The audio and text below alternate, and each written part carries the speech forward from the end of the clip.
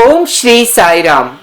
ಆತ್ಮೀಯ ವಿದ್ಯಾರ್ಥಿಗಳೇ, ವಿಜ್ಞಾನ ಜೀವಶಾಸ್ತ್ರ 9ನೇ ತರಗತಿಯ ಮೊದಲನೆಯ ಪಾಠ ಜೀವದ ಮೂಲ ಘಟಕ, ಇದರ ಭಾಗ 2. ಎಲ್ಲರಿಗೂ ಸ್ವಾಗತ. ಜೀವದ ಮೂಲ ಘಟಕ 9ನೇ ತರಗತಿಯ ಮೊದಲನೇ ಭಾಗದಲ್ಲಿ ನಾವೆಲ್ಲ ತಿಳ್ಕೊಂಡ್ವಿ. ಜಗತ್ತಿನ ಸೃಷ್ಟಿಕರ್ತ ಭಗವಂತ ಜೀವಿಗಳು ನಿರ್ಜೀವಿಗಳನ್ನ ಸೃಷ್ಟಿಸಿದ್ದಾನೆ. ಅದರಲ್ಲಿ ಜೀವಿಗಳು ಚೈತನ್ಯವನ್ನ ಹೊಂದಿದ್ದಾವೆ.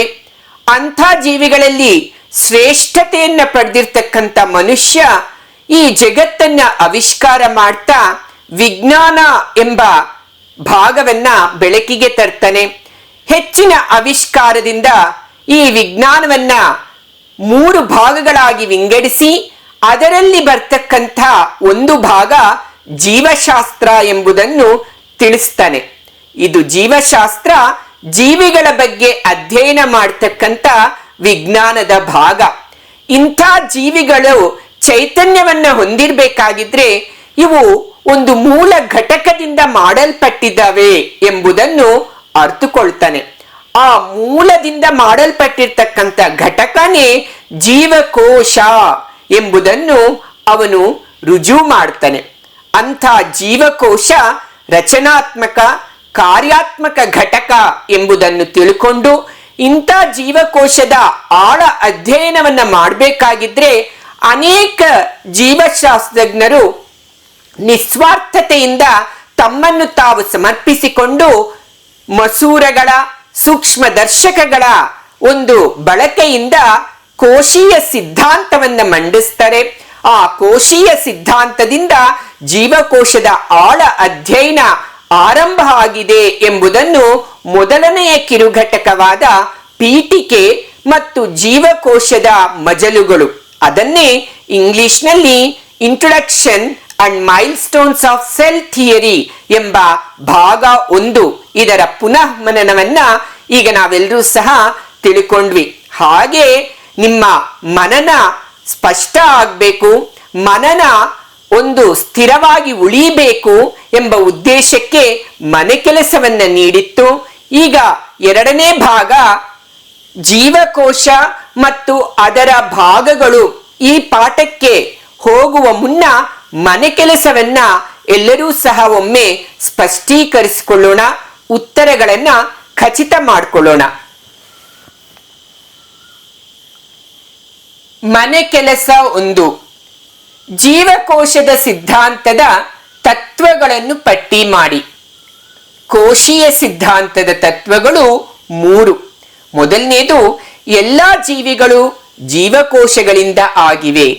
2ನೇದು, ಜೀವಿಗಳ ದೇಹವು 1 ಅಥವಾ ಅನೇಕ ಜೀವಕೋಶಗಳಿಂದ ಮಾಡಲ್ಪಟ್ಟಿದೆ. 3ನೇದು, ಈಗಾಗಲೇ ಅಸ್ತಿತ್ವದಲ್ಲಿರುವ ಜೀವಕೋಶಗಳಿಂದ ಹೊಸ ಜೀವಕೋಶಗಳು ಉಂಟಾಗುತ್ತವೆ. ಇಂಗ್ಲಿಷ್ನಲ್ಲಿ ಕೋಶೀಯ ಸಿದ್ಧಾಂತವನ್ನ ಸೆಲ್ ಥಿಯರಿ ಅಂತ ನಾವು ಕರೀತೇವೆ. 2ನೇ ಪ್ರಶ್ನೆ, ಜೀವಕೋಶವು ಜೀವಿಯ ರಚನಾತ್ಮಕ ಹಾಗೂ ಕಾರ್ಯಾತ್ಮಕ ಘಟಕ, ಕಾರಣ ಕೊಡಿ. ಉತ್ತರ, ಜೀವಿಗಳು ಜೀವಕೋಶಗಳಿಂದ ಆಗಿವೆ. ಆದ್ದರಿಂದ ಜೀವಕೋಶವು ಜೀವಿಯ ರಚನಾತ್ಮಕ ಘಟಕ ಮತ್ತು ಜೀವಿಗಳ ಜೀವಕ್ರಿಯೆಗಳನ್ನು ಜೀವಕೋಶವು ನಿರ್ವಹಿಸುವುದರಿಂದ ಅದು ಕಾರ್ಯಾತ್ಮಕ ಘಟಕವೂ ಆಗಿದೆ.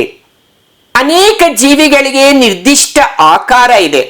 ಆ ನಿರ್ದಿಷ್ಟ ಆಕಾರ ಇರೋದಕ್ಕೆ ಕಾರಣ ಅವು ಜೀವಕೋಶಗಳಿಂದ ಮಾಡಲ್ಪಟ್ಟಿದೆ. ಆದ ಕಾರಣ ಜೀವಕೋಶವು ರಚನಾತ್ಮಕ. ಮತ್ತು ಎಲ್ಲಾ ಜೀವಿಗಳು ಚೈತನ್ಯ ಭರಿತವಾಗಿ ಅನೇಕ ಜೈವಿಕ ಚಟುವಟಿಕೆಗಳನ್ನು ನಿರ್ವಹಿಸ್ತವೆ ಜೀವಂತವಾಗಿರೋದಿಕ್ಕೆ. ಹಾಗಾದ್ರೆ ಆ ಜೀವಿಗಳು ನಿರ್ವಹಿಸಬೇಕಾಗಿದ್ರೆ ಅವು ಮಾಡಲ್ಪಟ್ಟಿರ್ತಕ್ಕಂಥ ಕೋಶಗಳು ಸಹ ಚಟುವಟಿಕೆಗಳನ್ನ ನಿರ್ವಹಿಸಲೇಬೇಕು. ಆದ ಕಾರಣನೇ ಜೀವಕೋಶವು ಕಾರ್ಯಾತ್ಮಕ ಘಟಕ ಅಂತನೂ ನಾವು ಕರೀತೇವೆ. ಇಲ್ಲಿ ಇಂಗ್ಲಿಶಿನ ಪದಗಳನ್ನು ಸಹ ನೀವು ವಿಜ್ಞಾನದಲ್ಲಿ ಅರ್ಥೈಸಿಕೊಳ್ಳೋದು ಉತ್ತಮ ಎಂಬ ಉದ್ದೇಶಕ್ಕೆ ನಾನು ಅಲ್ಲಲ್ಲಿ ಆಂಗ್ಲ ಭಾಷೆಯನ್ನ ಬಳಸುವುದಕ್ಕೆ ಇಚ್ಛಿಸ್ತೇನೆ.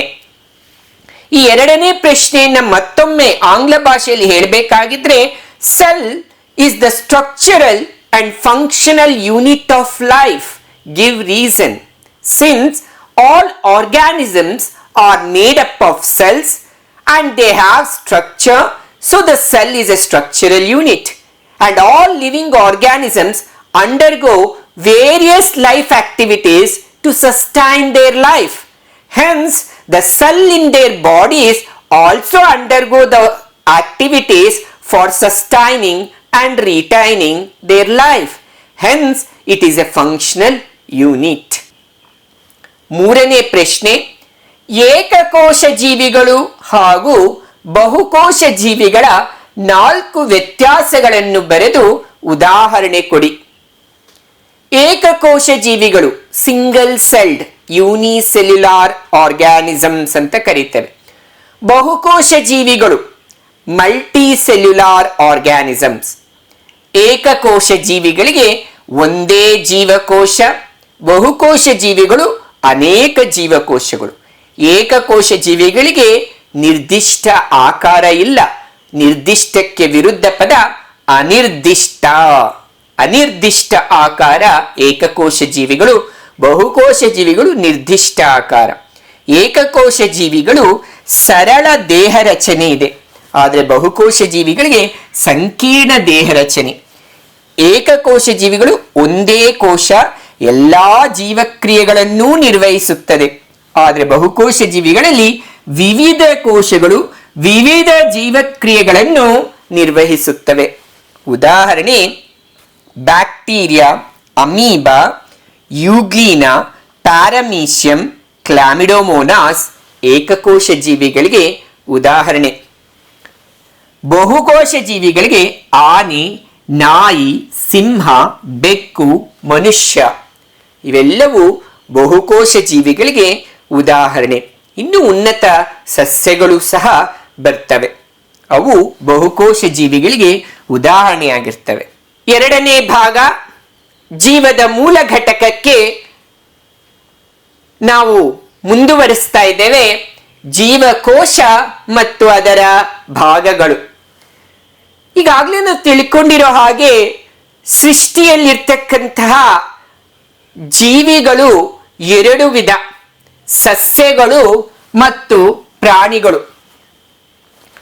ಆದ್ದರಿಂದ ಜೀವಕೋಶವೂ ಸಹ 2 ವಿಧ, ಸಸ್ಯ ಜೀವಕೋಶ, ಪ್ರಾಣಿ ಜೀವಕೋಶ. ಇದು ಸಸ್ಯ ಜೀವಕೋಶ ಆಗಿರುತ್ತೆ.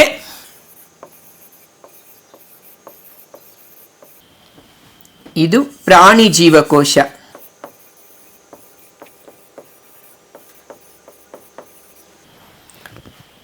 ಸಸ್ಯ ಜೀವಕೋಶ, ಪ್ರಾಣಿ ಜೀವಕೋಶ ಎರಡೇ ವಿಧದ ಕೋಶಗಳು ಇಡೀ ಸೃಷ್ಟಿಯಲ್ಲಿರ್ತಕ್ಕಂಥ ಜೀವಿಗಳಲ್ಲಿ ನಾವು ಕಂಡುಬರುವಂಥದ್ದು, ಕಾಣುವಂಥದ್ದು.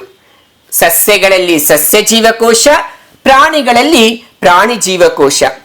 ಇನ್ನು ಇದರ ಅನೇಕ ಭಾಗಗಳು ಇಲ್ಲಿ ಚಿತ್ರೀಕರಣಗೊಂಡಿದ್ದಾವೆ. ಇಲ್ಲಿ ಭಾಗಗಳ ಹೆಸರನ್ನ ಬರೆದಿಲ್ಲ, ಯಾಕಂದ್ರೆ ನಾವು ಅದರ ಭಾಗಗಳನ್ನ ಒಂದೊಂದಾಗಿ ಅಭ್ಯಾಸ ಮಾಡ್ತಾ ನಂತರ ನಿಮ್ಗೆ ಪೂರ್ಣ ಚಿತ್ರದ ವಿವರಣೆ ನಿಮ್ಗೆ ಸಿಕ್ಕೇ ಸಿಗುತ್ತೆ. ಆದ ಕಾರಣ ನಾನಿಲ್ಲಿ ಭಾಗಗಳನ್ನ ಸೂಚಿಸಿಲ್ಲ, ಆದ್ರೆ ಚಿತ್ರವನ್ನ ಎಲ್ಲರೂ ಸಹ ಸ್ಪಷ್ಟೀಕರಣ ಮಾಡ್ಕೊಳ್ಳಿ. ಅತ್ಯಂತ ಸರಳವಾಗಿ ಬರೆಯೋ ವಿಧಾನವನ್ನು ಸಹ ನಾವಿದ್ರಲ್ಲಿ ತಿಳ್ಕೊಳ್ಳೋಣ. ಸರಳವಾಗಿ ಹೇಳಬೇಕಾಗಿದೆ, ಇದನ್ನ ನಾವು ರಸದಾನಿ, ಗಾಲ್ಗಿ ಸಂಕೀರ್ಣ,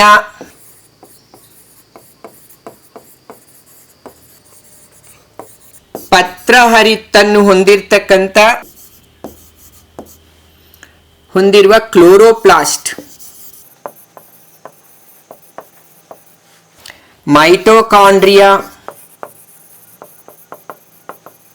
ಕೋಶ ಕೇಂದ್ರ, ER ಎಂಡೋಪ್ಲಾಸ್ಮಿಕ್ ರೆಟಿಕ್ಯುಲಮ್, ಕೋಶ ಭಿತ್ತಿ. ಹೀಗೆ ಪ್ರಾಣಿ ಜೀವಕೋಶದಲ್ಲಿಯೂ ಸಹ ಅನೇಕ ಭಾಗಗಳು ಬರ್ತವೆ. ಇದನ್ನ ಸರಳ ಚಿತ್ರೀಕರಣದಿಂದ ನಾವು ಅದನ್ನ ಬರೆಯೋದಕ್ಕೆ ಸಾಧ್ಯತೆ ಆಗುತ್ತೆ. ಈಗ ನೋಡ್ಕೊಳ್ಳಿ ಮಕ್ಕಳ, ಚಿತ್ರವನ್ನ ಬರೆಯೋಣ. ಸಸ್ಯ ಜೀವಕೋಶ, ಸರಳ ರೀತಿಯಲ್ಲಿ ಎಲ್ಲರೂ ಸಹ ಬರೆಯೋದಕ್ಕೆ ಸಾಧ್ಯತೆ ಆಗುತ್ತೆ. ಸಸ್ಯ ಜೀವಕೋಶದ ಚಿತ್ರವನ್ನು ಬರೆಯುವಾಗ ಇದು ಕೋಶ ಭಿತ್ತಿ ದಪ್ಪವಾಗಿರುತ್ತೆ.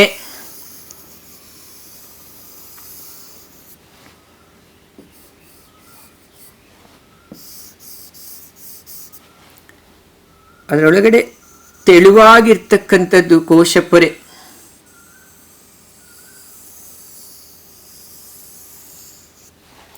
ದೊಡ್ಡ ಗಾತ್ರದ ರಸದಾನಿಗಳನ್ನು ಹೊಂದಿದೆ ಇದು.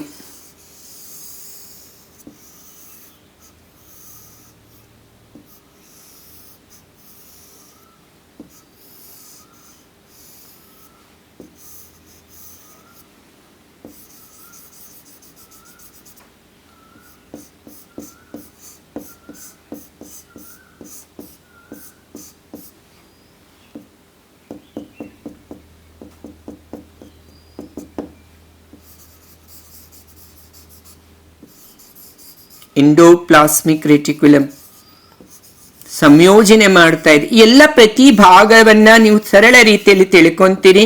ಇಲ್ಲಿ ಕೇವಲ ಚಿತ್ರ ಬರೀತಕ್ಕಂಥ ವಿಧಾನವನ್ನ ಮಾತ್ರ ನಿಮ್ಗೆ ಇಲ್ಲಿ ಹೇಳ ಬಯಸ್ತಾ ಇದ್ದೇನೆ. ಮತ್ತೆ ಇಲ್ಲಿ ಪೂರ್ಣವಾಗಿ ನಾವು ನೋಡ್ತಕ್ಕಂಥದ್ದು ಕೋಶರಸ ಇರುತ್ತೆ.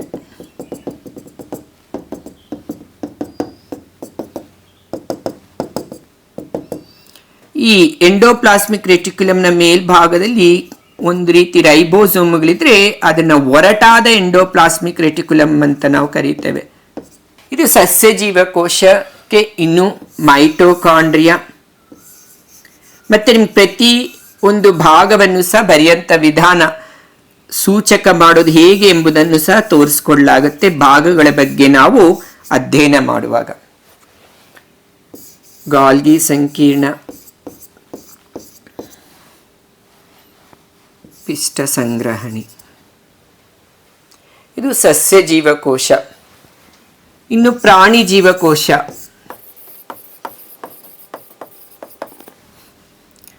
ಇದು ಕೇವಲ ಕೋಶ ಪೊರೆಯನ್ನು ಮಾತ್ರ ಹೊಂದಿದೆ. ರಸದಾನಿ ಇರುವುದಿಲ್ಲ.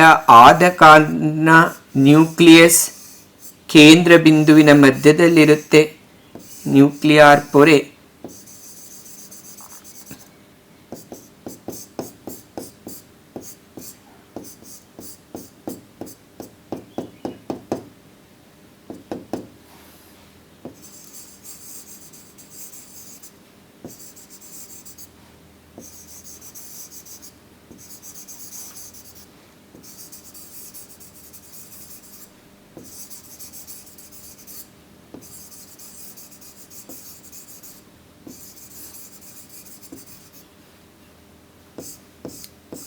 ಸೆಂಟ್ರಿಯೋಲ್ಗಳು, ಇನ್ನು ಕೋಶರಸ ಎಲ್ಲವೂ ಸಹ ಪೂರ್ಣವಾಗಿ ಇಲ್ಲಿ ಹರಡಿಕೊಂಡಿರುತ್ತೆ. ಕೋಶರಸ, ಮೈಟೋಕಾಂಡ್ರಿಯಾ, ಆದರೆ ಇದರಲ್ಲಿ ಕ್ಲೋರೋಪ್ಲಾಸ್ಟ್ ಇರಲ್ಲ, ಯಾಕಂದ್ರೆ ಪ್ರಾಣಿಗಳು ಆಹಾರ ತಯಾರಿಸೋದಿಲ್ಲ, ಸಸ್ಯಗಳು ಆಹಾರ ತಯಾರಿಸ್ತವೆ. ಇದು ಸರಳ ರೀತಿಯಲ್ಲಿ ಚಿತ್ರಣವನ್ನ ನೀವು ಬಿಡಿಸ್ತಕ್ಕಂಥ ವಿಧಾನ. ಇನ್ನು ನಿಮಗೆ ಪಠ್ಯ ಪುಸ್ತಕದ ಭಾಗಗಳನ್ನು ಸಹ ಇರುವಂಥದ್ದು ನೋಡ್ತೀರಿ. ಈಗ ಗುರ್ಸೋದಾಗಿದ್ರೆ ಕೋಶ ಭಿತ್ತಿ, ಕೋಶ ಪೊರೆ, ಮೈಟೋಕಾಂಡ್ರಿಯಾ,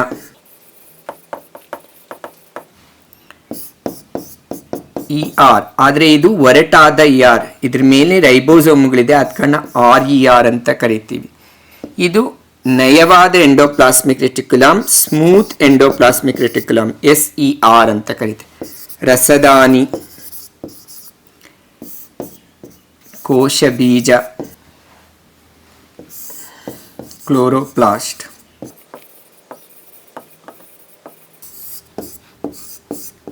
ಗಾಲ್ಗಿ ಸಂಕೀರ್ಣ. ಇದು ಸರಳ ರೀತಿಯಲ್ಲಿ ಚಿತ್ರವನ್ನ ಬಿಡಿಸ್ತಕ್ಕಂಥದ್ದು ಸಸ್ಯಕೋಶ ಹಾಗೂ ಪ್ರಾಣಿಕೋಶ. ಇನ್ನು ಜೀವಕೋಶ ಸಸ್ಯ ಆಗಿರ್ಬೋದು ಅಥವಾ ಪ್ರಾಣಿ ಜೀವಕೋಶ ಆಗಿರ್ಬೋದು, ಸಸ್ಯ ಜೀವಕೋಶ ಆಗಿರ್ಬೋದು, ಪ್ರಾಣಿ ಜೀವಕೋಶ ಆಗಿರ್ಬೋದು. ಏಕಕೋಶ ಜೀವಿ ಆಗಿರ್ಬೋದು, ಬಹುಕೋಶ ಜೀವಿ ಆಗಿರ್ಬೋದು. ಒಟ್ಟಾರೆ ಯಾವುದೇ ಒಂದು ನಿರ್ದಿಷ್ಟ ಜೀವಕೋಶದಲ್ಲಿ ಅದು ಜೀವಿ ಅಂತ ನಾವು ಗಣನೆಗೆ ತೆಗೆದುಕೊಂಡಾಗ ಜೀವಕೋಶವು 3 ಪ್ರಮುಖ ಭಾಗಗಳನ್ನು ಹೊಂದಿದೆ. ಪ್ರಮುಖವಾಗಿ 3 ಭಾಗಗಳು ಜೀವಕೋಶಕ್ಕೆ. ಒಂದನೇದು ಕೋಶ ಪೊರೆ, ಎರಡನೇದು ಕೋಶ ಕೇಂದ್ರ, ಮೂರನೇದು ಕೋಶ ದ್ರವ್ಯ. ದ್ರವ ಕೋಶ ದ್ರವ. ಕೋಶ ಪೊರೆ, ಕೋಶ ಕೇಂದ್ರ, ಕೋಶ ದ್ರವ. ಅದರಲ್ಲಿ ನಾವೀಗ ಒಂದೊಂದಾಗಿ ಅರ್ಥೈಸಿಕೊಳ್ತಾ ಹೋಗೋಣ. ಮೊದಲನೇದು ಕೋಶ ಪೊರೆ. ಕೋಶ ಪೊರೆ ಜೀವಕೋಶದ ಭಾಗಗಳಲ್ಲಿ ನಾವು ಮೊದಲನೇದು ನೋಡ್ತಾ ಇರ್ತಕ್ಕಂಥದ್ದು ಆ ಕೋಶ ಪೊರೆ. ನೋಡಿ, ಇಲ್ಲಿ ಚಿತ್ರಣವನ್ನ ನೀವೆಲ್ಲಿ ಗಮನಿಸ್ತಾ ಇದ್ದೀರಿ.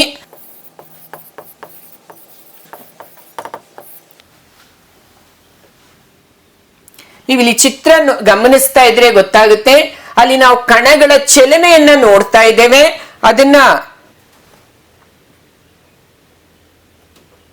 ಸಸ್ಯಕೋಶ ಹಾಗೂ ಪ್ರಾಣಿಕೋಶ ಎರಡರಲ್ಲೂ ಇದೆ. ಯಾವುದು? ಕೋಶಪೊರೆ ಇದು ಮೊದಲನೇ ಭಾಗ. ಇದನ್ನ ಇಂಗ್ಲಿಷ್ನಲ್ಲಿ ಪ್ಲಾಸ್ಮಾ ಮೆಂಬ್ರೇನ್ ಅಥವಾ ಸೆಲ್ ಮೆಂಬ್ರೇನ್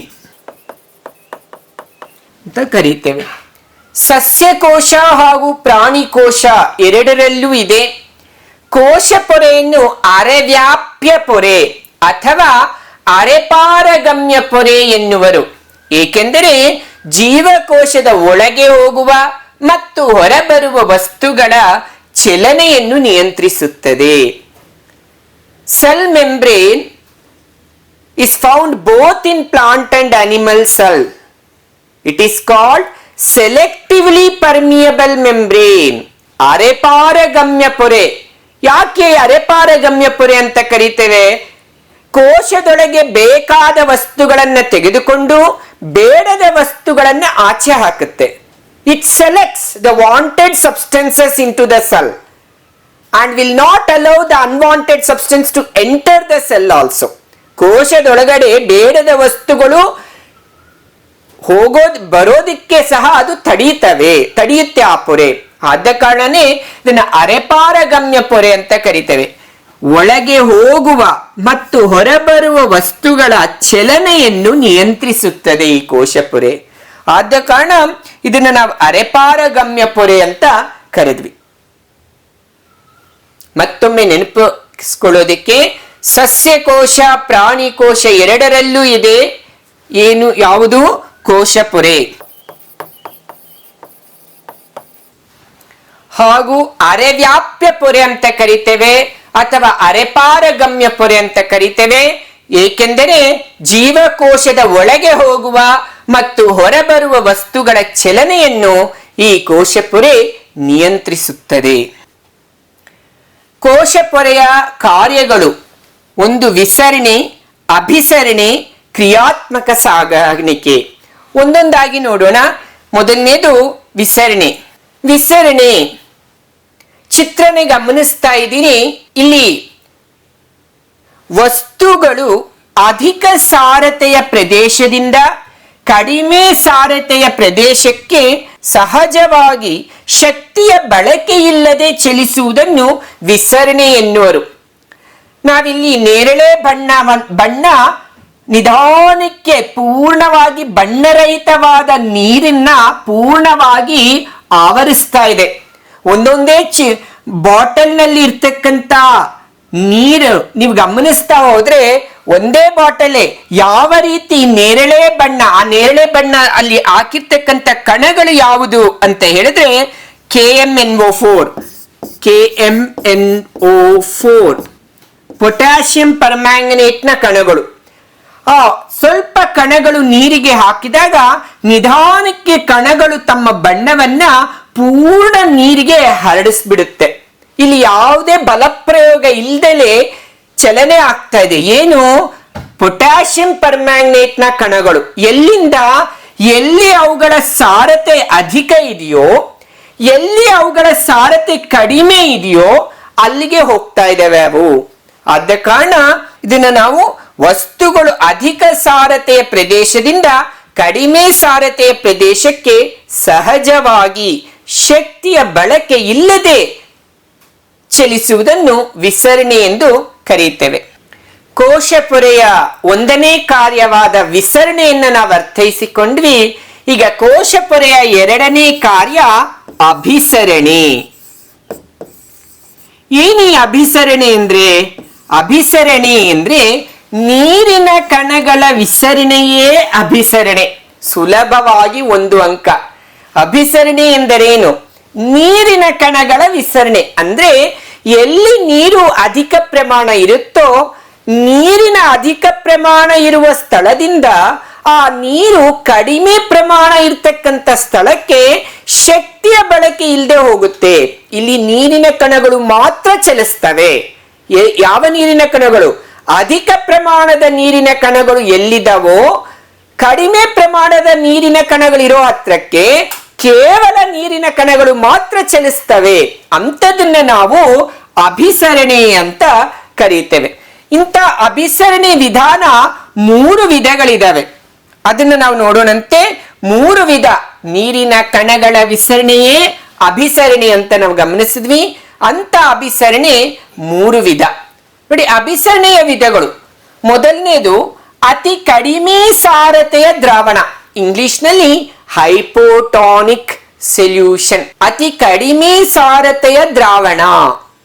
ನಾವಿಲ್ಲಿ ತೆಗೆದುಕೊಳ್ತಾ ಇರೋದು ನೀರನ್ನ ಒಂದು ಪಾತ್ರೆಯಲ್ಲಿ ತೆಗೆದುಕೊಂಡು ಅದಕ್ಕೆ ಒಣಗಿದ ದ್ರಾಕ್ಷಿಯನ್ನ ಹಾಕಿ ಒಂದು 5-6 ತಾಸು 5 to 6 hours ಹಾಗೆ ಇಟ್ಬಿಟ್ರೆ ಆ ಒಣಗಿದ ದ್ರಾಕ್ಷಿಯ ಗಾತ್ರ ಉಬ್ಬುತ್ತೆ. ಇದೆಲ್ಲರೂ ಗಮನಿಸಿದಿರಿ. ಪೌಷ್ಟಿಕ ಆಹಾರವೂ ಸಹ ಬರಿ ಹೊಟ್ಟೆಗೆ ಬೆಳಗಿನ ಜಾವ ನಾವು ಹಲ್ಲುಜ್ಜಿದ ನಂತರ ಈ ಒಣಗಿದ ದ್ರಾಕ್ಷಿಯನ್ನ ನೀರಿನಲ್ಲಿ ಹಾಕಿರ್ತೀರಲ್ವಾ, ಆ ಉಬ್ಬಿರೋ ದ್ರಾಕ್ಷಿಯನ್ನ ಆ ನೀರನ್ನ ಸೇವಿಸೋದ್ರಿಂದ ಆರೋಗ್ಯ ದೃಢವಾಗಿರೋದಕ್ಕೆ ಒಂದು ಆರೋಗ್ಯದ ಟಿಪ್ಸ್ ಅಂತ ನಾವು ಹೇಳ್ಬೋದು. ಹಾಗೆ ಅಭಿಸರಣೆ ಕ್ರಿಯೆಯ ಮೊದಲನೇ ವಿಧ ಅತಿ ಕಡಿಮೆ ಸಾರತೆಯ ದ್ರಾವಣ. ಏನಾಗುತ್ತೆ? ನೀರು ಹೊರಗಿನಿಂದ ಒಳಗೆ ಹೋಗುತ್ತೆ. ಯಾವುದರ ಒಳಗೆ? ಜೀವಕೋಶದ ಒಳಗಡೆ. ಜೀವಕೋಶವು ಉಬ್ಬುತ್ತದೆ. ಇಲ್ಲಿ ಜೀವಕೋಶ ಅಂದ್ರೆ ಒಣಗಿದ ದ್ರಾಕ್ಷಿ. ಆ ದ್ರಾಕ್ಷಿಯನ್ನ ನೀರಿಗೆ ಹಾಕಿದ ತಕ್ಷಣ ಅದರ ಮೇಲೆ ಇರ್ತಕ್ಕಂತಹ ಸಿಪ್ಪೆ, ಚರ್ಮ ಅಂತ ನಾವೇನ್ ಹೇಳ್ತೀವಿ, ಅದು ಕೋಶಪೊರೆ. ಆ ಕೋಶಪೊರೆಯ ಮುಖಾಂತರ ನೀರು ಆಚೆಯಿಂದ ದ್ರಾಕ್ಷಿಯ ಒಳಗಡೆ ಹೋಗುತ್ತೆ.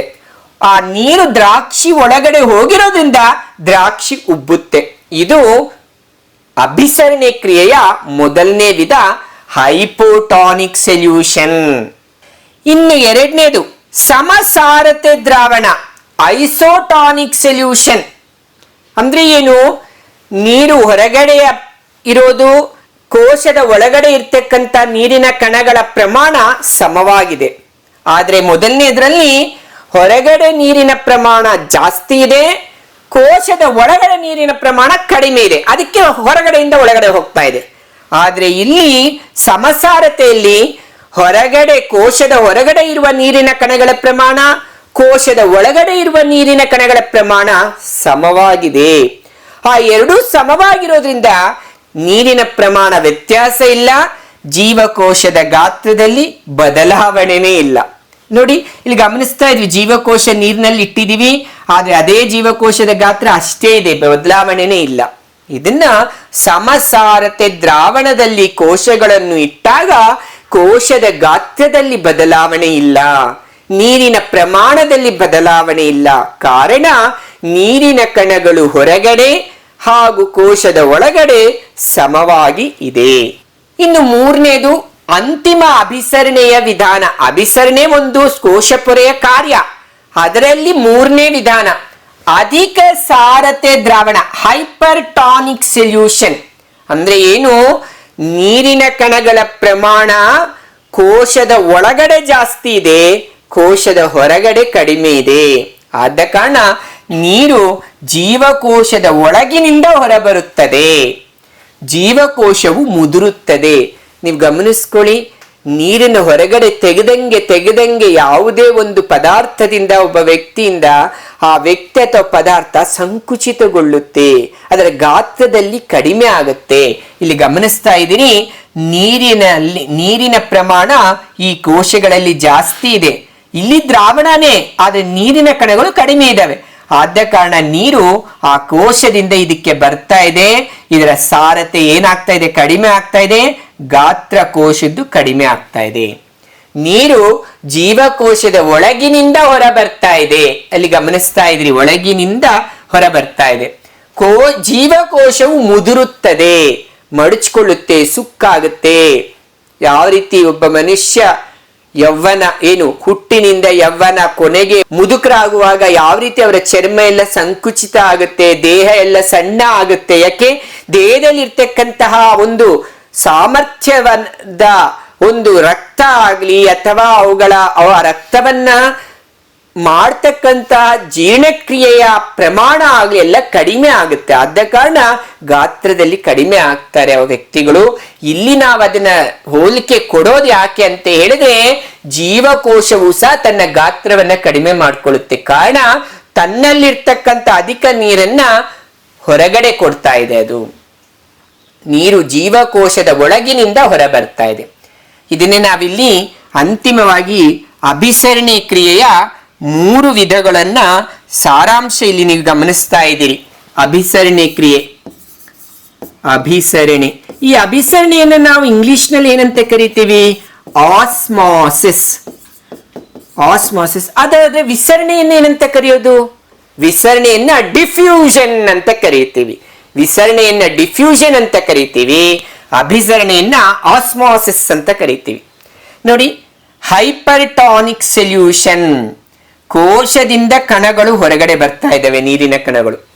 ಹೈಪೋಟಾನಿಕ್ ಸೊಲ್ಯೂಷನ್, ಹೊರಗಡೆಯಿಂದ ಜೀವಕೋಶದ ಒಳಗಡೆಗೆ ಹೋಗ್ತಾ ಇದೆ ನೀರಿನ ಕಣಗಳು. ಐಸೋಟಾನಿಕ್ ಸೊಲ್ಯೂಷನ್, ಕಣಗಳ ಚಲನೆಯಲ್ಲಿ ಪ್ರಮಾಣದಲ್ಲಿ ಏರಿಕೆ ಆಗ್ಲಿ ಇಳಿಕೆ ಆಗ್ಲಿ ಇಲ್ಲ, ಸಮವಾಗಿದೆ. ಅದನ್ನೇ ನಾವಿಲ್ಲಿ ಪ್ಲಾಸ್ಮೋಲಿಸಿಸ್ ಅಂತಾನು ಕರೀತೇವೆ. ಇದರಲ್ಲಿ ಹೈಪರ್ಟಾನಿಕ್ ಅಲ್ಲಿ ಪ್ಲಾಸ್ಮಾಲಿಸಿಸ್, ಮುಂದೆ ನೀವು ಕೋಶ ಭಿತ್ತಿ ಓದ್ತೀರಿ, ಅಲ್ಲಿ ಈ ಕ್ರಿಯೆ ಬಂದೇ ಬರುತ್ತೆ. ಪ್ಲಾಸ್ಮಾಲಿಸಿಸ್, ಕೋಶ ಭಿತ್ತಿ ತನ್ನ ಗಾತ್ರದಲ್ಲಿ ಕಡಿಮೆ ಆಗುತ್ತೆ, ದೂರ ಸರಿಯುತ್ತೆ, ಕಾರಣ ನೀರಿನ ಕಣಗಳು ಹೊರಗಡೆ ಬಂದ್ಬಿಡ್ತವೆ. ಹೈಪೋಟಾನಿಕ್ ಸೈಟಾಲಿಸಿಸ್ ಅಂತ ಕರೀತೇವೆ. ಯಾಕೆ? ನೀರು ಕೋಶದ ಒಳಗಡೆ ಹೋಗ್ತಾ ಇದೆ. ಇಲ್ಲಿ ನೀರು ಕೋಶದಿಂದ ಹೊರಗಡೆ ಬರುತ್ತೆ, ಇಲ್ಲಿ ಕೋಶದ ಒಳಗಡೆ ಹೋಗುತ್ತೆ. ಇದು ಆಸೋಮಿಯೇ ಅಂತ ಇಂಗ್ಲಿಷ್ ನಲ್ಲಿ ಕರಿತೇವೆ, ಸೇಮ್ ಗಾತ್ರದಲ್ಲಿ. ಇಲ್ಲಿ ಗಮನಿಸ್ತಾ ಇದ್ರಿ ಚಿತ್ರದ ರೂಪದಲ್ಲಿ ನೋಡಿ, ಕೋಶ ಸಂಕುಚಿತ ಆಯ್ತು, ಕೋಶ ಉಬ್ಬುತು, ಕೋಶ ಸಮ ಇದೆ. ಇದೇ ಕೋಶ ನಾವು ಹಾಕಿರೋದು, ಇದಕ್ಕೂ ಅದೇ ಕೋಶನೇ, ಇದಕ್ಕೂ ಅದೇ ಕೋಶನೇ. ಆದ್ರೆ ದ್ರಾವಣಗಳಲ್ಲಿ ನೀರಿನ ಕಣಗಳ ಪ್ರಮಾಣ ವ್ಯತ್ಯಾಸ ಇದೆ. ಆದ ಕಾರಣ ಹೈಪರ್ ಅಲ್ಲಿ ಕೋಶ ಮುದುರುಕೊಂಡಿದೆ, ಹೈಪೋನಲ್ಲಿ ಕೋಶ ಉಬ್ಬಿದೆ, ಐಸೋಟಾನಿಕ್ ನಲ್ಲಿ ಕೋಶ ಸಮವಾಗಿದೆ. ಇದು ಎಲ್ಲರೂ ಸಹ ತುಂಬಾ ಇಂಪಾರ್ಟೆಂಟ್. ಸೊ ಅಭಿಸರಣೆ, ನೀರಿನ ಕಣಗಳ ವಿಸರಣೆ, ಅಭಿಸರಣೆ 3 ಹಂತಗಳಲ್ಲಿ: ಹೈಪರ್ಟಾನಿಕ್, ಹೈಪೋಟಾನಿಕ್, ಐಸೋಟಾನಿಕ್. ಅತಿ ಕಡಿಮೆ ಸಾರತೆ, ಅಧಿಕ ಸಾರತೆ ದ್ರಾವಣ, ಸಮಸಾರತೆ ದ್ರಾವಣ. ಕೋಶ ಭಿತ್ತಿ, ಕೋಶ ಭಿತ್ತಿ ಸೆಲ್ ವಾಲ್ ಅಂತ ಕರೀತೇವೆ.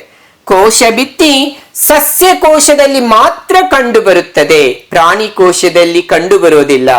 ಯಾಕೆ ಕಂಡು ಬರೋದಿಲ್ಲ ಅಂತ ಹೇಳಿದ್ರೆ, ಸಸ್ಯಗಳ ಜೀವಿತಾವಧಿ ಇವೆಲ್ಲ ನಾವು ಮುಂದಿನ ಕನೆಕ್ಷನ್ಗೆ ಬರ್ತಕ್ಕಂಥ ಪಾಠಗಳಲ್ಲಿ ಅಧಿಕವಾಗಿ ತಿಳ್ಕೊಂತೇವೆ. ಇಲ್ಲಿ ಇಷ್ಟನ್ನು ಮಾತ್ರ ನೀವು ಅರ್ಥೈಸಿಕೊಳ್ಳಿ. ಸಸ್ಯದ ಜೀವಿತಾವಧಿ ಅಧಿಕ ಇದೆ, ಸಸ್ಯಕ್ಕೆ ರಕ್ಷಣೆ ಕೊಡೋದಕ್ಕೆ ಬೇಕು, ಅದಕ್ಕೆ ರಕ್ಷಣಾ ಕವಚ ಆದ ಕಾರಣ ಇದೆ. ಹಾಗೂ ಎರಡನೇದಾಗಿ ಸಸ್ಯಗಳು ಗಡುಸಾಗಿರ್ತವೆ, ನಾವು ಅದನ್ನೇ ಬೇಯಿಸಿ ತಿಂತೇವೆ. ಸಸ್ಯದ ಪದಾರ್ಥಗಳು, ಹೆಚ್ಚಿನ ಸಸ್ಯ ಪದಾರ್ಥಗಳನ್ನ, ಅಲ್ಲಿ ಕೋಶ ಭಿತ್ತಿ ಏನಾಗುತ್ತೆ, ಬೇಯಿಸೋದ್ರಿಂದ ಮೃದುತ್ವವನ್ನ ಹೊಂದುತ್ತೆ. ಸಸ್ಯ ಕೋಶದಲ್ಲಿ ಮಾತ್ರ ಕಂಡು ಬರುತ್ತದೆ. ಸೆಲ್ಯುಲೋಸ್, ಪೆಕ್ಟಿನ್, ಲಿಗ್ನಿನ್ ಎಂಬ ಪಾಲಿಸ್ಯಾಕರೈಡ್ಗಳಿಂದ ಮಾಡಲ್ಪಟ್ಟಿದೆ. ಪಾಲಲಿ ಅಂತ ಆಗಿದೆ, ಅದು ಪಾಲಿಸ್ಯಾಕರೈಡ್. ಪಾಲಿಸ್ಯಾಕರೈಡ್ಗಳಿಂದ ಮಾಡಲ್ಪಟ್ಟಿದೆ. ಸಸ್ಯಕ್ಕೆ ಏನ್ ನೀಡುತ್ತೆ ಈ ಕೋಶ ಭಿತ್ತಿ? ಆಧಾರ ಮತ್ತು ದೃಢತೆಯನ್ನ ಕೊಡುತ್ತದೆ ಈ ಕೋಶ ಭಿತ್ತಿ. ಇದು ಕೋಶ ಭಿತ್ತಿ. ನೆಕ್ಸ್ಟ್ ಕೋಶ ಕೇಂದ್ರ. ಯಾವ ರೀತಿ ಮನುಷ್ಯನ ದೇಹಕ್ಕೆ ಹೃದಯ ಒಂದು ಕೇಂದ್ರ ಬಿಂದು ಆಗಿರುತ್ತೋ ಹಾಗೆ ಜೀವಕೋಶದ ಹೃದಯ ಈ ನ್ಯೂಕ್ಲಿಯಸ್. ಅದನ್ನ ಕೋಶ ಕೇಂದ್ರ, ಕೋಶ ಬೀಜ ಅಂತಲೂ ಕರೀತೇವೆ. ಸಸ್ಯ ಹಾಗೂ ಪ್ರಾಣಿ ಕೋಶಗಳೆರಡರಲ್ಲೂ ಇದೆ ಈ ಕೋಶ ಕೇಂದ್ರ. 2 ಪದರಗಳಿಂದ ಆಗಿದೆ. ವರ್ಣತಂತುಗಳು DNA ಮತ್ತು ಪ್ರೋಟೀನ್ ಇಂದ ಆಗಿದೆ. DNA ಏನು? DNA ಅಂದ್ರೆ ಡಿಆಕ್ಸಿ ರೈಬೋ ನ್ಯೂಕ್ಲಿಕ್ ಆಮ್ಲ. ಇದೊಂದು ನ್ಯೂಕ್ಲಿಕ್ ಆಮ್ಲ. ಡಿಆಕ್ಸಿ ರೈಬೋ ನ್ಯೂಕ್ಲಿಕ್ ಆಮ್ಲ. ಡಿಆಕ್ಸಿ ರೈಬೋ ನ್ಯೂಕ್ಲಿಕ್ ಆಮ್ಲ. DNA ಕ್ರಿಯಾಶೀಲ ಭಾಗಗಳನ್ನು ಜೀನ್ಗಳು ಎನ್ನುವರು. ಜೀನ್ಗಳೇನು? ಅನುವಂಶೀಯ ಲಕ್ಷಣಗಳು. DNA ಕ್ರಿಯಾಶೀಲ ಭಾಗಗಳನ್ನು ಜೀನ್ಗಳು ಎನ್ನುವರು. ಹೋಲಿಕಾ ಲಕ್ಷಣಗಳು, ತಂದೆ ತಾಯಿಯಿಂದ ಮಕ್ಕಳಿಗೆ ತಮ್ಮ ಲಕ್ಷಣಗಳು ವರ್ಗಾವಣೆ ಆಗ್ತವೆ. ಜೀವಕೋಶದ ಎಲ್ಲಾ ಚಟುವಟಿಕೆಗಳನ್ನು ನಿಯಂತ್ರಿಸುತ್ತದೆ ಹಾಗೂ ಸಮನ್ವಯಗೊಳಿಸುತ್ತದೆ.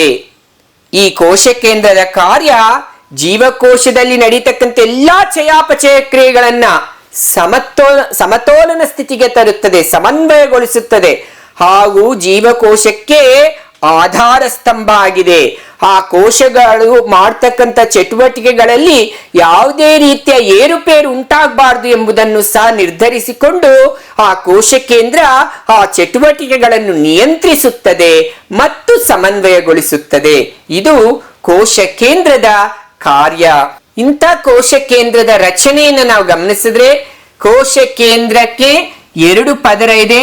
ಆ ಪದರಗಳಲ್ಲಿ ಕೋಶ ಕೇಂದ್ರ ಪೊರೆ ಅಂತ ಕರೀತೇವೆ ನಾವು. ಕೋಶ ಕೇಂದ್ರ ಪೊರೆ, ಕೋಶ ಕೇಂದ್ರ ರಸ, ಅದರೊಳಗಡೆ ದ್ರಾವಣ ಇದೆ, ಅದು ಕೋಶ ಕೇಂದ್ರ ರಸ. ಇನ್ನು ಆ ಕೋಶ ಕೇಂದ್ರದಲ್ಲಿ ಮತ್ತೊಂದು ಭಾಗ ಇದೆ, ತುಂಬಾ ಅದು ಡಾರ್ಕ್ ಅಂತ ಹೇಳ್ತೀವಿ, ತುಂಬಾ ಒಂದು ಸ್ಪಷ್ಟೀಕರಣವಾಗಿ ಗೋಚರ ಆಗುತ್ತೆ. ಕಿರುಕೋಶ ಕೇಂದ್ರ, ನ್ಯೂಕ್ಲಿಯೋಲಸ್ ಅಂತ ಕರೀತೇವೆ. ವರ್ಣಗ್ರಾಹಕ ಜಾಲ, ವರ್ಣತಂತುಗಳು ವರ್ಣಗ್ರಾಹಕ ಜಾಲ ಅಂತ ಹೇಳ್ತೀವಿ. ಯಾವಾಗ ಕೋಶ ಬೆಳವಣಿಗೆ ಹೊಂದುತ್ತೆ, ಕೋಶ ವಿಭಜನೆ ಸಂದರ್ಭದಲ್ಲಿ ಈ ವರ್ಣಗ್ರಾಹಕ ಜಾಲ ವರ್ಣತಂತುಗಳಾಗುತ್ತೆ. ಇವುಗಳ ಬಗ್ಗೆ ನಾವು ಮತ್ತೆ ಅಧ್ಯಯನ ಮಾಡ್ತೇವೆ ಒಂದೊಂದು ಭಾಗವನ್ನು ಸಹ. ಕೋಶ ಕೇಂದ್ರ ರಂಧ್ರ, ಇದು ಕೋಶ ಕೇಂದ್ರ ರಂಧ್ರ. ಇದು ಕೋಶ ಪೊರೆಯನ್ನು ಹಾಗೂ ಕೋಶ ಕೇಂದ್ರ ಪೊರೆಯನ್ನು ಆಧಾರ ಸ್ತಂಭ ಮಾಡುತ್ತೆ, ಆಧಾರ ಆಗಿರುತ್ತದೆ. ಈ ಕೋಶ ಕೇಂದ್ರ ರಂಧ್ರ ವಸ್ತುಗಳ ವಿನಿಮಯಕ್ಕೆ ಅನುಕೂಲ ಮಾಡಿಕೊಳ್ಳುತ್ತೆ. ಕೋಶ ರಸದಿಂದ ಕೋಶ ಕೇಂದ್ರ ರಸಕ್ಕೆ ವಸ್ತುಗಳು ವಿನಿಮಯ ಆಗೋದಿಕ್ಕೆ ಈ ಕೋಶ ಕೇಂದ್ರ ರಂಧ್ರ ಸಹಾಯ ಮಾಡುತ್ತೆ. ಕೋಶ ಕೇಂದ್ರ ಪೊರೆ ಕೋಶ ರಸದಿಂದ ಕೋಶ ಕೇಂದ್ರವನ್ನು ಬೇರ್ಪಡಿಸುತ್ತೆ. ಕೋಶ ಕೇಂದ್ರ ರಸ ಕೋಶ ಕೇಂದ್ರದಲ್ಲಿ ಒಳಗಡೆ ಇರ್ತಕ್ಕಂಥ ವರ್ಣಗ್ರಾಹಕ ಜಾಲ, ರೈಬೋಸೋಮುಗಳು, ನ್ಯೂಕ್ಲಿಯೋಲಸ್ ಇದಕ್ಕೆಲ್ಲದಕ್ಕೂ ಸಹ ಪೋಷಕಾಂಶಗಳನ್ನು ಒದಗಿಸುತ್ತೆ. ಕಿರುಕೋಶ ಕೇಂದ್ರ ಪ್ರೋಟೀನ್ಗಳನ್ನು ತಯಾರು ಮಾಡುತ್ತೆ. ವರ್ಣಗ್ರಾಹಕ ಜಾಲ ವರ್ಣತಂತುಗಳಾಗುತ್ತೆ, ಅವನ್ನೇ ಕ್ರೋಮೋಸೋಮುಗಳಂತ ಹೇಳ್ತೇವೆ. ಕೋಶ ಬೆಳೆದಾಗ ಈ ವರ್ಣಗ್ರಾಹಕ ಜಾಲ ವರ್ಣತಂತುಗಳಾಗ್ತವೆ. ಈ ವರ್ಣತಂತುಗಳು ಏನಿವು? ವಾಹನಗಳು. ಯಾವುದಕ್ಕೆ? ಅನುವಂಶೀಯ ಲಕ್ಷಣಗಳನ್ನು ಸಾಗಿಸುವಂತಹ ವಾಹನಗಳು ಈ ವರ್ಣತಂತುಗಳು. ವೆಹಿಕಲ್ಸ್ ಆಫ್ ಹೆರಿಡಿಟರಿ ಕ್ಯಾರೆಕ್ಟರ್ಸ್ ಅಂತ ನಾವು ಕರೀತೇವೆ. ಇದು ವರ್ಣಗ್ರಾಹಕ ಜಾಲ. ಕೋಶ ಕೇಂದ್ರದ ಬೆಳವಣಿಗೆಯನ್ನು ಆಧರಿಸಿ 2 ವಿಧದ ಕೋಶಗಳು. ಕೋಶ ಕೇಂದ್ರ ಬೆಳವಣಿಗೆಯನ್ನು ಆಧರಿಸಿ, ಕೋಶಗಳನ್ನು ಆಧರಿಸಿ ಏಕಕೋಶ, ಬಹುಕೋಶ. ಕೋಶ ಕೇಂದ್ರದ ಬೆಳವಣಿಗೆಯನ್ನು ಆಧರಿಸಿ ಪ್ರೋಕ್ಯಾರಿಯೋಟ್ ಜೀವಕೋಶ, ಯೂಕ್ಯಾರಿಯೋಟ್ ಜೀವಕೋಶ. ಪ್ರೋಕ್ಯಾರಿಯೋಟ್ ಕೋಶ ಕೇಂದ್ರ ಪೊರೆ ಅಥವಾ ನ್ಯೂಕ್ಲಿಯಾರ್ ಪೊರೆ ಇಲ್ಲ. ಕೋಶ ಕೇಂದ್ರ ಪೊರೆ ಅಥವಾ ನ್ಯೂಕ್ಲಿಯಾರ್ ಪೊರೆ ಇದೆ ಯೂಕ್ಯಾರಿಯೋಟ್ಗಳಲ್ಲಿ. ಪ್ರೋಕ್ಯಾರಿಯೋಟ್ಗಳಲ್ಲಿ ಒಂದೇ ಕ್ರೋಮೋಸೋಮ್ ಇದೆ, ಆದರೆ ಯೂಕ್ಯಾರಿಯೋಟ್ ಅಲ್ಲಿ ಒಂದಕ್ಕಿಂತ ಹೆಚ್ಚು ಕ್ರೋಮೋಸೋಮ್ಗಳು. ಪ್ರೋಕ್ಯಾರಿಯೋಟ್ಗಳು ಪೊರೆ ಸಹಿತ ಕಣದಂಗಗಳು ಇರೋದಿಲ್ಲ. ಆದ್ರೆ ಯುಕ್ಯಾರಿಯೋಟ್ ಅಲ್ಲಿ ಪೊರೆ ಸಹಿತ ಕಣದಂಗಗಳು ಇವೆ. ಪ್ರೋಕ್ಯಾರಿಯೋಟ್ಗಳು ರೈಬೋಸೋಮ್ಗಳು ಚಿಕ್ಕದಾಗಿವೆ, ಆದ್ರೆ ಯುಕ್ಯಾರಿಯೋಟ್ ನಲ್ಲಿ ದೊಡ್ಡದಾಗಿವೆ. ಪ್ರೋಕ್ಯಾರಿಯೋಟ್ಗೆ ಉದಾಹರಣೆ ಬ್ಯಾಕ್ಟೀರಿಯಾ, ನೀಲಿ ಹಸಿರು ಶೈವಲಗಳಾಗಿರ್ತಕ್ಕಂಥ ನಾಸ್ಟಾಕ್, ಅನಬೇನಾ, ಅಸಿಲಟೋರಿಯಾ ಇವೆಲ್ಲವೂ ಸಹ ನೀಲಿ ಹಸಿರು ಶೈವಲಗಳು, ಕೆಳಮಟ್ಟದ ಶೈವಲಗಳು. ಉದಾಹರಣೆ ಯುಕ್ಯಾರಿಯೋಟ್ ನಲ್ಲಿ ಏಕಕೋಶ ಜೀವಿ ಅಮೀಬಾ ಆಗಿದ್ದರೂ ಸಹ ಅದರಲ್ಲಿ ಕೋಶ ಕೇಂದ್ರ ಪೊರೆ ನಿರ್ದಿಷ್ಟವಾಗಿದೆ, ಕಾರ್ಯವನ್ನು ನಿರ್ವಹಿಸುತ್ತೆ, ಕಣದಂಗಗಳು ಇದ್ದಾವೆ ಅಥವಾ ಕೋಶದ ಭಾಗಗಳು ಇದ್ದಾವೆ. ಆದ ಕಾರಣ ಅಮೀಬಾ, ಅಣಬೆ, ಮಶ್ರೂಮ್ ಅಥವಾ ನಾಯಿಕೊಡೆ ಅಂತ ಕರೀತೀರಿ. ಸಸ್ಯ ಮತ್ತು ಪ್ರಾಣಿಗಳು ಯುಕಾರಿಯೋಟ್ ಜೀವಕೋಶಗಳಿಗೆ ಉದಾಹರಣೆ. ಇದು ಕೋಶ ಕೇಂದ್ರವನ್ನು ಆಧರಿಸಿ ಪ್ರೋಕ್ಯಾರಿಯೋಟ್ ಜೀವಕೋಶ, ಯುಕ್ಯಾರಿಯೋಟ್ ಜೀವಕೋಶ. Pro no true, karyon nucleus ಕೋಶ ಕೇಂದ್ರ, ನೋ ಟ್ರೂ ನ್ಯೂಕ್ಲಿಯಸ್. ಆದ್ರೆ eu true nucleus, karyon nucleus. True nucleus is found. ಅಲ್ಲಿಗೆ ನೈಜವಾದ ಕೋಶ ಕೇಂದ್ರ ಇದೆ ಅಂದ್ರೆ ಕೋಶ ಕೇಂದ್ರ ಪೊರೆ ಇರುತ್ತೆ. ನೈಜವಾದ ಕೋಶ ಕೇಂದ್ರ ಅಲ್ಲ ಅಂತ ಹೇಳಿದ್ರೆ, ಅದರಲ್ಲಿ ಕೋಶ ಕೇಂದ್ರ ಬೆಳವಣಿಗೆ ಇಲ್ಲ ಅಂತ ಹೇಳಿದ್ರೆ ಕೋಶ ಕೇಂದ್ರ ಪೊರೆ ಇರೋದಿಲ್ಲ. ಅನುವಂಶೀಯ ಲಕ್ಷಣವಾದ DNA ಕೇವಲ ಕೋಶರಸದಲ್ಲಿ ಹರಡಿಕೊಂಡು ಬಿಟ್ಟಿರುತ್ತೆ. ಅದನ್ನೇ ಪ್ರೋಕ್ಯಾರಿಯೋಟ್ ಜೀವಕೋಶ. ಎರಡನೇದು ಯುಕ್ಯಾರಿಯೋಟ್ ಜೀವಕೋಶ, ಕೋಶ ಕೇಂದ್ರ ಬೆಳವಣಿಗೆಯನ್ನು ಆಧರಿಸಿ ವಿಂಗಡಿಸಿರೋದು. ಇಲ್ಲಿ ನೀವು ಗಮನಿಸ್ತಾ ಇದ್ದೀನಿ ಬ್ಯಾಕ್ಟೀರಿಯಾ, ವಿವಿಧ ರೀತಿಯ ಬ್ಯಾಕ್ಟೀರಿಯಾಗಳು. ಇಲ್ಲಿ ನೀವು ನೋಡ್ತಾ ಇದ್ದೀನಿ ಸಸ್ಯಗಳು, ನಾಯಿಕೊಡೆ, ಮೊಸಳೆ, ಇವೆಲ್ಲ ಯುಕ್ಯಾರಿಯೋಟ್ ಕೋಶ. ಇದು ಪ್ರೋಕ್ಯಾರಿಯೋಟ್ ಜೀವಕೋಶದ ರಚನೆ, ಬ್ಯಾಕ್ಟೀರಿಯಾ ರಚನೆ. ಯುಕ್ಯಾರಿಯೋಟ್ ಜೀವಕೋಶದ ರಚನೆ, ಸಸ್ಯ ಅಥವಾ ಪ್ರಾಣಿಯ ರಚನೆ ಬರೀಬಹುದು. ಮನೆ ಕೆಲಸ 2. ಭಾಗ 2, ಜೀವದ ಮೂಲ ಘಟಕದಲ್ಲಿ ಇವತ್ತು ನಾವು ತಿಳ್ಕೊಂಡಿರೋದು ಕೋಶ ಮತ್ತು ಅದರ ಭಾಗಗಳು. ಆ ಭಾಗಗಳಲ್ಲಿ 3 ಪ್ರಮುಖ ಭಾಗಗಳಾದ ಕೋಶಪೊರೆ, ತದನಂತರ ಕೋಶರಸ, 3ನೇದು ಕೋಶ ಕೇಂದ್ರ. ಇವತ್ತು 2 ಭಾಗಗಳನ್ನು ಅರ್ಥೈಸಿಕೊಂಡಿದ್ದೇವೆ. 1ನೇದು ಕೋಶಪೊರೆ, ಅರೆಪಾರಗಮ್ಯ ಪೊರೆ, ಅದರ ಕಾರ್ಯಗಳಾಗಿರ್ತಕ್ಕಂಥ ವಿಸರಣೆ, ಅಭಿಸರಣೆ ಇದೆ. ಇನ್ನೊಂದು ಕಾರ್ಯ ನಾನು ತಿಳಿಸ್ಲಿಲ್ಲ ನಿಮ್ಗೆ ಆಗ್ಲೇ, ಅದೇ ಕ್ರಿಯಾತ್ಮಕ ಸಾಗಾಣಿಕೆ. ಅಂದ್ರೆ ಬಲ ಪ್ರಯೋಗ ಬೇಕು ಕ್ರಿಯಾತ್ಮಕ ಸಾಗಾಣಿಕೆಯಲ್ಲಿ. ಮನೆ ಕೆಲಸಕ್ಕೆ ಮುಂಚೆ ಅದನ್ನ ನೆನಪಿಸ್ತಾ ಇದ್ದೀನಿ. ಕ್ರಿಯಾತ್ಮಕ ಸಾಗಾಣಿಕೆ ಸಹ ಕೋಶಪೊರೆಯ ಕಾರ್ಯ. ಏನಾದ್ರೆ ಕಾರ್ಯ ಅಂದ್ರೆ ಕಣಗಳು ಕಡಿಮೆ ಸಾರತೆಯಿಂದ ಅಧಿಕ ಸಾಂದ್ರತೆ ಕಡೆಗೆ ಶಕ್ತಿಯ ಅಥವಾ ಬಲ ಪ್ರಯೋಗದಿಂದ ಚಲಿಸ್ತವೆ. ಅದನ್ನೇ ಕ್ರಿಯಾತ್ಮಕ ಸಾಗಾಣಿಕೆ ಅಂತ ಕರೀತೇವೆ. Active transportation. ಮುಖ್ಯವಾಗಿ ಲವಣಾಂಶಗಳು, ಸೋಡಿಯಂ, ಪೊಟ್ಯಾಷಿಯಂ ಕಣಗಳು ಸಸ್ಯ ದೇಹದ ಎಲ್ಲಾ ಭಾಗಗಳಿಗೆ ಚಲಿಸಬೇಕಾಗಿದ್ರೆ ಶಕ್ತಿಯ ಬಳಕೆ ಬೇಕು. ಅದನ್ನೇ ಕ್ರಿಯಾತ್ಮಕ ಸಾಗಾಣಿಕೆ ಮೂಲಕ ಆ ಕಣಗಳು ಚಲಿಸ್ತವೆ. ಇದು 3 ಕಾರ್ಯಗಳು, ವಿಸರಣೆ, ಅಭಿಸರಣೆ ಹಾಗೂ ಕ್ರಿಯಾತ್ಮಕ ಸಾಗಾಣಿಕೆ ಕೋಶಪೊರೆ ಬಗ್ಗೆ ಅರ್ಥೈಸಿಕೊಂಡ್ವಿ. ತದನಂತರ ಸಸ್ಯಕೋಶದಲ್ಲಿ ಮಾತ್ರ ಇರ್ತಕ್ಕಂಥ ಕೋಶ ಭಿತ್ತಿಯನ್ನು ನಾವು ತಿಳ್ಕೊಂಡ್ವಿ. ಮತ್ತೆ ಇಡೀ ಕೋಶಕ್ಕೆ ಹೃದಯ, ಕೇಂದ್ರ ಬಿಂದುವಾಗಿರ್ತಕ್ಕಂಥ ನ್ಯೂಕ್ಲಿಯಸ್, ಕೋಶ ಬೀಜವನ್ನು ನಾವು ಅರ್ಥೈಸಿಕೊಂಡಿದ್ದೇವೆ. ಆ ಕೋಶ ಬೀಜ, ಕೋಶ ಕೇಂದ್ರ, ನ್ಯೂಕ್ಲಿಯಸ್ ಬೆಳವಣಿಗೆ ಆಧರಿಸಿ ಪ್ರೋಕ್ಯಾರಿಯೋಟ್, ಯುಕ್ಯಾರಿಯೋಟ್ ಜೀವಕೋಶಗಳ ವ್ಯತ್ಯಾಸ, ಉದಾಹರಣೆಗಳನ್ನು ತಿಳ್ಕೊಂಡಿದ್ದೇವೆ. ಮನನ ಮಾಡುವುದಕ್ಕೆ ತೆಗೆದುಕೊಳ್ಳಿ ಮನೆ ಕೆಲಸ 2. ಕೋಶ ಪೊರೆಯನ್ನು ಅರೆಪಾರಗಮ್ಯ ಪೊರೆ ಎನ್ನಲು ಕಾರಣವೇನು? ಒಣಗಿದ ದ್ರಾಕ್ಷಿಯನ್ನು ನೀರಿನಲ್ಲಿಟ್ಟಾಗ ಉಬ್ಬುತ್ತವೆ, ವಿವರಿಸಿ. ಅಣಬೆಯು ನಾಸ್ಟಾಕ್ಗಿಂತ ವಿಭಿನ್ನವಾಗಿದೆ, ಚರ್ಚಿಸಿ. ಪ್ರೀತಿಯ ಮಕ್ಕಳೇ, ಮನನದ ಮನೆ ಕೆಲಸವನ್ನ ಎಲ್ಲರೂ ಸಹ ತೊಡಗಿಸಿಕೊಂಡು ಅರ್ಥೈಸಿಕೊಂಡು ವಿವರಿಸ್ತೀರಿ, ಅಭ್ಯಾಸ ಮಾಡ್ತೀರಿ ಎಂಬುದನ್ನು ಆಶಿಸ್ತಾ ಭಾವಿಸ್ತಾ, ಜೀವದ ಮೂಲ ಘಟಕ ಜೀವಶಾಸ್ತ್ರ 9ನೇ ತರಗತಿಯ 2ನೇ ಭಾಗಕ್ಕೆ ಎಲ್ಲರಿಗೂ ಸಹ ಧನ್ಯವಾದಗಳು. ಜೈ ಸಾಯಿರಾಮ್.